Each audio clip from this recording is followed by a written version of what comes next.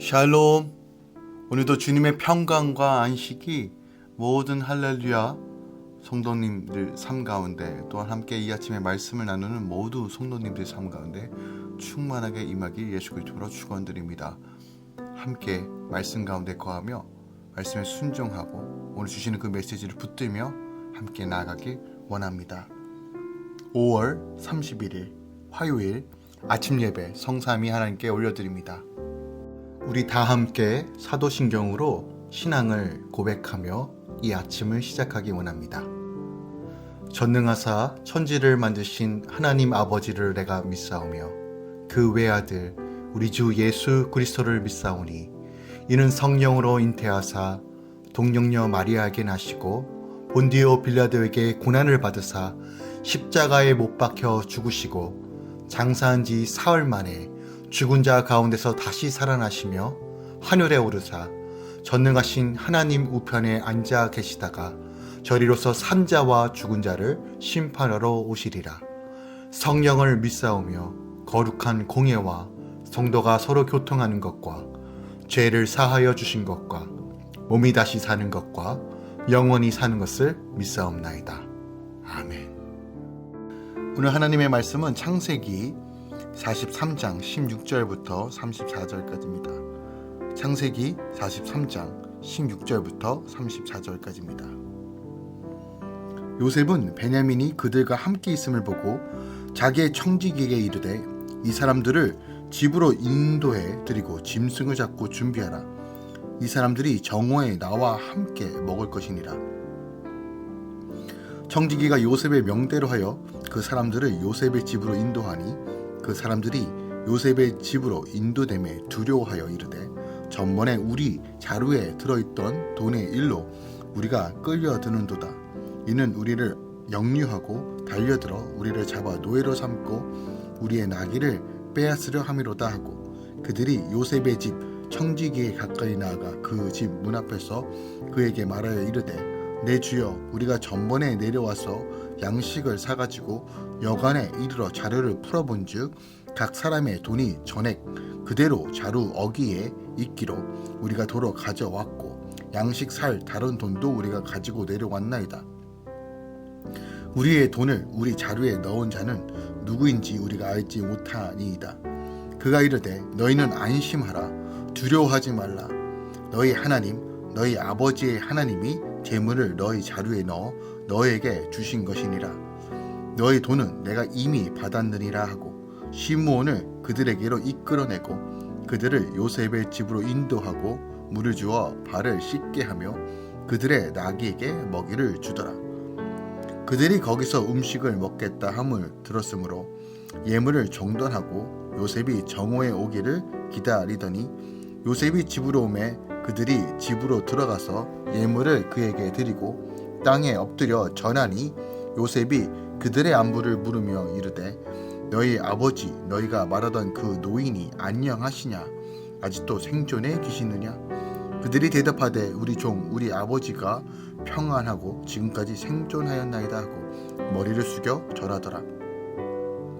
요셉이 눈을 들어 자기 어머니의 아들 자기 동생 베냐민을 보고 이르되 너희가 내게 말하던 너희 작은 동생이 이 아이냐?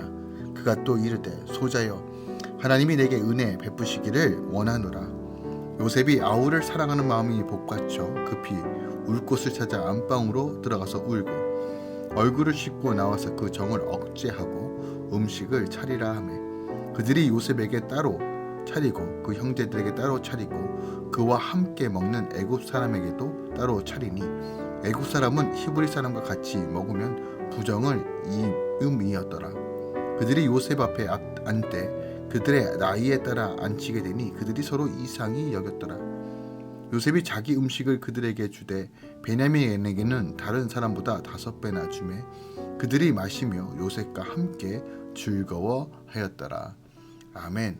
하나님의 말씀입니다. 오늘 본문은 요셉의 형제들이 식량 구유차 2차로 애굽을 방문하였다가 요셉의 집으로 인도된 사실을 보여주고 있습니다. 이러한 본문을 보면 요셉의 형제는 이해할 수 없는 상황의 전개 앞에서 매우 당황해하면서 불안해하고 있는 것을 볼 수 있어요. 여기서 우리는 요셉 형들의 불안해하는 모습에서 범죄한 자의 마음 상태를 발견함 동시에 현실의 실상을 온전히 깨달을 수 없는 인간의 유한함을 다시 한번 우리가 확인해 볼 수 있습니다. 형제들은 당시 요셉의 집에 노예로 영유될까봐 매우 두려워합니다. 그때 요셉의 청지기가 그들을 안심시키죠. 형제들과 재반 자리에서 요셉은 아버지의 안부를 묻고 또한 동생 베냐민을 보고 마음이 복박쳐 급히 울 곳을 찾으러 나갑니다. 한편 요셉의 형제들은 자신들의 나이 순으로 앉힌 것을 매우 의아해하죠. 이들은 요셉과 함께 즐거이 음식을 나누며 잔치에 참여하는 모습이 오늘 본문에 기록되어 있습니다. 오늘 본문은 어떻게 보면 요셉은 이웃사랑이 무엇인지, 하나님을 경외하는 자의 바른 인간관이 무엇인지도 우리가 본문을 통해서 확인해 볼 수 있는 거예요. 즉 원수까지 사랑하는 것이 무엇인지를 보여주고 있는 가장 대표적인 장면이기도 하다는 것이죠. 오늘 본문을 통해서 우리가 더 깊이 묵상해야 될 말씀이 무엇이 있을까요? 31절부터 34절의 내용을 좀 살펴보면 이제 잔치에 대한 내용이 나옵니다. 이 잔치를 통해서 우리는 하나의 그림을 볼 수 있어요. 바로 하나님은 죄인들을 불러 예수 그리스도를 믿는 구원받은 자들이 마침내 누리게 될 천국 잔치에 대한 어떤 특별한 이미지를 우리에게 보여주고 있다는 거예요. 요셉은 형제들과 더불어 음식을 먹으며 기쁨을 나누고 있어요. 그런데 형들에 대한 요셉의 이러한 대접은 정말 놀라운 거일 수밖에 없습니다. 왜냐하면 요셉의 입장에서 보면 정말 원수와 같은 존재죠. 자신을 팔아서 애굽에 팔아넘겼던 형들, 그리고 그들과 함께 온 동생 베냐민을 보며 그럼에도 불구하고 요셉은 잔치를 베풀어 주는 거예요. 요셉의 형들은 오직 베냐민과 동행했다는 이유 하나만으로 그들의 큰 죄에도 불구하고 요셉으로부터 큰 환대를 받고 있어요. 참 놀라운 장면입니다. 과연 인간으로서 이렇게 사랑할 수 있을까? 이렇게 용서할 수 있을까에 대해서 요셉의 삶을 통해서 우리의 모습은 어때야 되는지를 분명하게 가르쳐주고 있는 거예요. 마찬가지로 하나님께서도요, 우리가 예수 그리스도와 동행할 때 우리를 하나님 나라를 불러 천국 잔치를 베풀어 주신다라고 분명하게 성경은 약속하고 있습니다.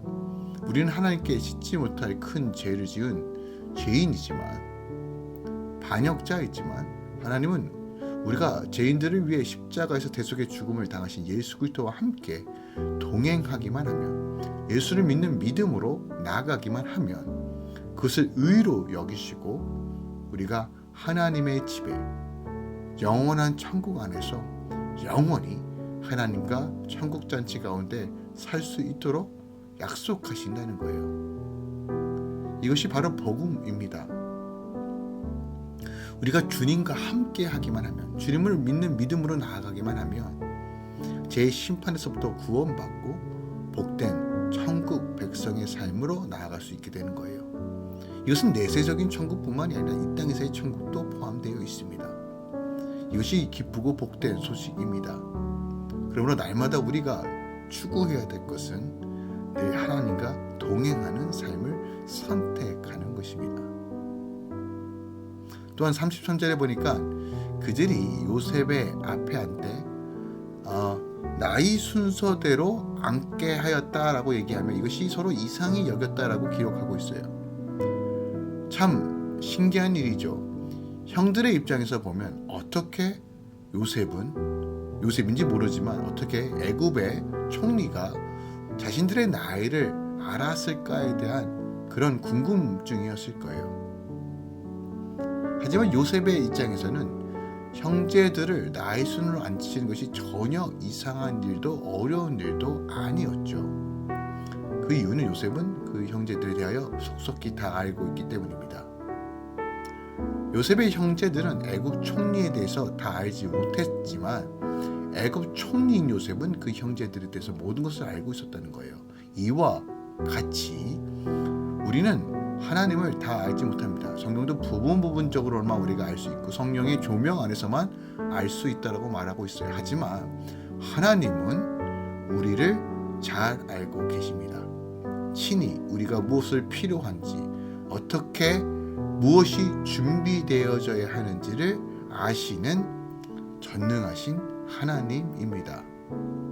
전지전능하시기 때문에 우리의 모든 것을 다 알고 계시고 필요를 따라 채우시며 우리의 생각과 계획까지도 다 아시며 하나님의 뜻대로 인도하시는 것이 바로 우리 하나님 아버지라는 거예요. 오늘 요셉이 형들에게 베풀어줬던 또한 사사로운 것까지 계획하고 실행하는 이 모습을 통해서 하나님께서 우리 삶을 어떻게 인도하시는지도 우리가 발견할 수 있다는 거예요.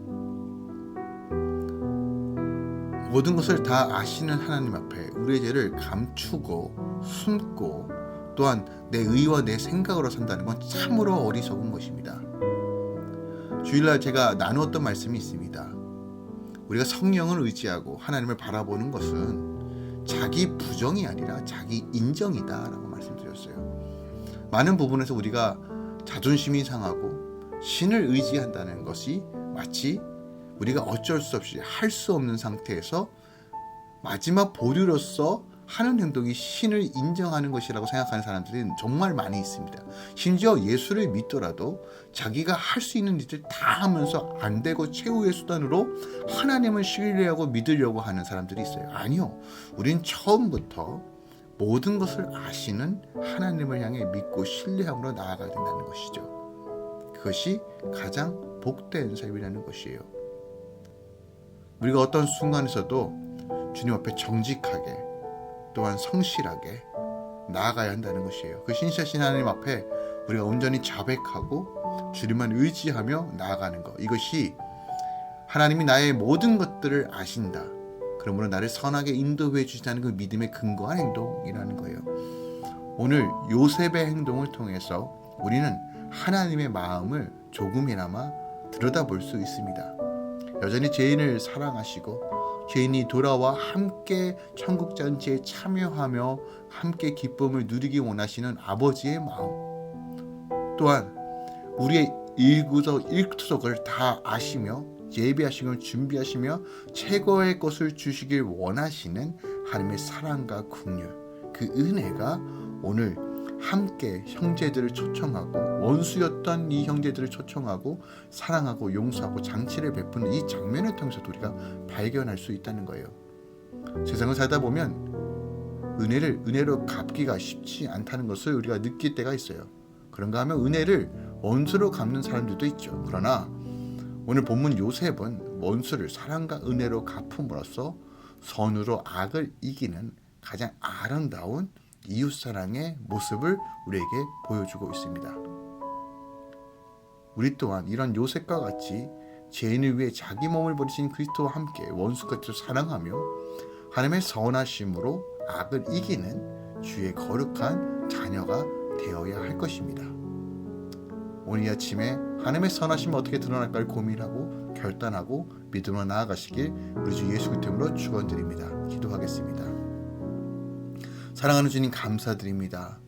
주님, 오늘 요셉이 형들에게 잔치를 베풀고 긍휼과 은혜를 베풀었던 이 장면을 통해서 아버지의 마음을 확인해 봅니다. 우리 너무나 사랑하시고 우리에게 베푸신 긍휼과 은혜가 얼마나 큰지를 다시 한번 깨닫기 원합니다. 우리가 늘 하나님 앞에 정직하게 행하며 하나님을 의지하는 것이 자기 인정이고 복된 삶이라는 것을 기억하고 늘 공의와 자비의 하나님을 바라보며 성실히 주의 말씀에 순종하여 원수까지 사랑할 수 있는 믿음의 결단으로 나아가게 하여 주시옵소서.